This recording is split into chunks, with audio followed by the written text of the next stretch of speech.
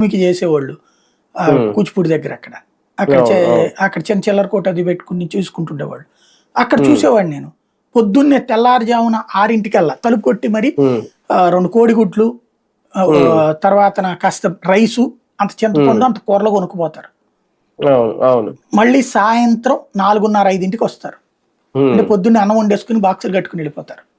సాయంత్రం వచ్చి ఈ ఏరుకొచ్చిన మినుములు, ఏరుకొచ్చినటువంటి పెసలు అట్లాంటివి ఇచ్చి కొంత చింతపండు అడగటం, లేదంటే ఈ వడ్లుని తీసుకొచ్చి అడగటం, తర్వాత పొద్దున్న తీసుకున్న అప్పు తీర్చేయటం.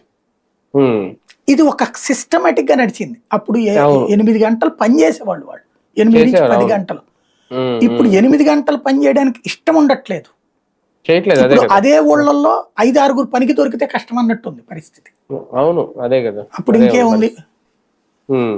కానీ ఒకటిసారి ప్రతి ఇంటికి ఒక పారిశ్రామికవేత్తను తయారు చేస్తాను అనడం, ఇప్పుడు ఈ ప్లగ్ అండ్ పే విధానం ఖచ్చితంగా అది సాకారం అయ్యే అవకాశం ఉంటుంది. దీనికోసం అందరూ ముందుకు వస్తే. నేను చెప్పాను కదా, ఆయన ఆలోచనలు ఒక బాబు మాట్లాడే మాటని నేను ఎప్పుడు మాట్లాడతాయి.